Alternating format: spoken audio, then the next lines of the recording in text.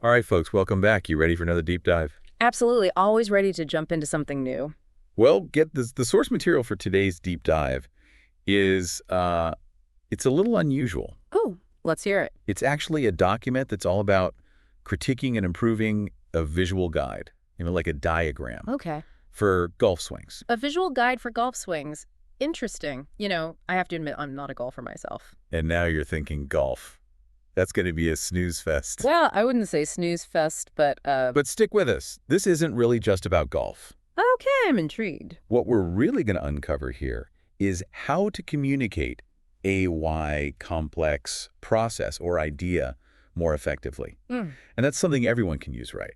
Whether you're teaching someone to bake a cake or explaining a scientific theory. I like where you're going with this. Breaking down communication barriers, that's a topic that resonates with everyone. Absolutely. And this document really dives deep into that. So where do we start with this golf swing critique? Well, it's funny, actually. The document starts off by praising the original visual guide. It covers a ton of important stuff like alignment, balance, grip, all those fundamentals that are super helpful for beginners. That makes sense.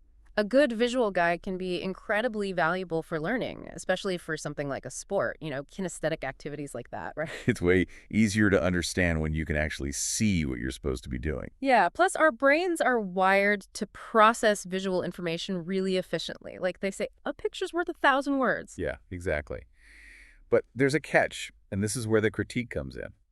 Even with all the right pieces in place, sometimes seeing too much at once can be overwhelming. Oh, absolutely. Imagine trying to learn something new and you're just bombarded with information from every angle. You wouldn't know where to start. Right. It's like when I try to follow a recipe that has like 50 steps all crammed together.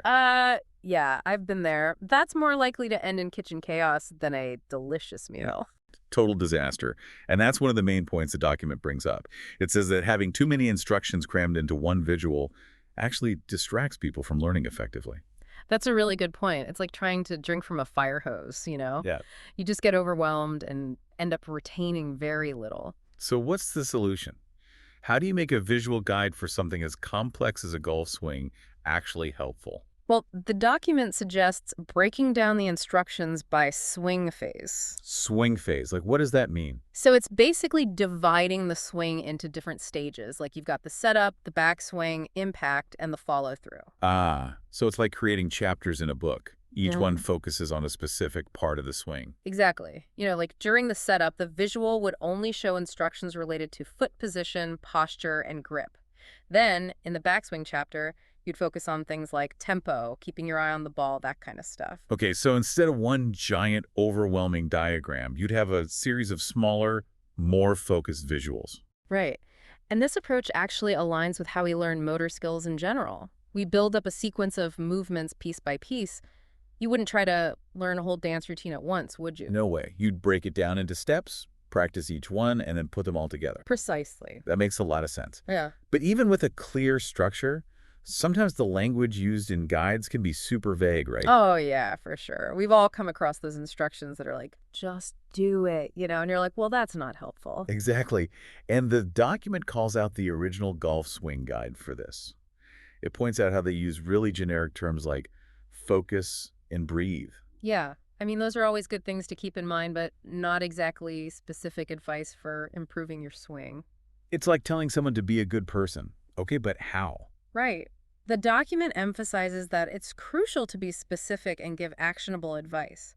For instance, instead of just saying clear the hips, which might not mean much to a beginner, the document suggests adding an explanation like allows free arm movement for maximum power. Oh, so it's like giving context and a reason. WHY each step is important. Exactly. It turns a vague instruction into something meaningful and actionable. I love that. It's like those pro tips you get in recipes that explain the science behind certain techniques. That's a great analogy because it demystifies the process and helps you understand the why behind the what. And speaking of making things clear, there's another suggestion that I thought was really cool. Color coding? Color coding. Oh, tell me more about that. So the document suggests using different colors to highlight different types of information, like red for critical errors. Those things you absolutely want to avoid. Like shanking the ball. Exactly. And green for those essential moves that are key to a successful swing. I like that. Using color to create a visual hierarchy draws your attention to the most important elements. It's like how warning signs are designed to really stand out. Oh, or how websites use color to guide you through the page. Precisely. Color can be a powerful tool for making information more easily digestible. That's so true.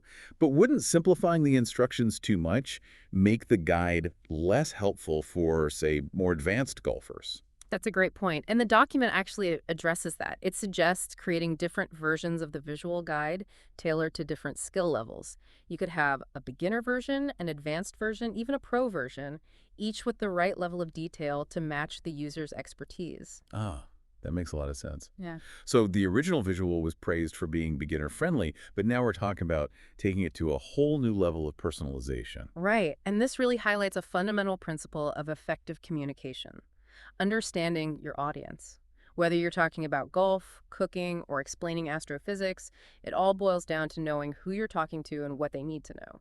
So I guess the big takeaway here is that even something as simple as a visual guide can teach us valuable lessons about communication. It's not just about presenting information, it's about presenting it in a way that resonates with your audience. So let's take this beyond golf swing diagrams, all right?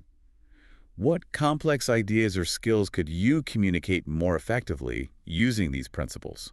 What could you teach someone else in a way that really clicks? Something to ponder. I like that. Gives us all something to think about. Until next time, happy deep diving. See you then.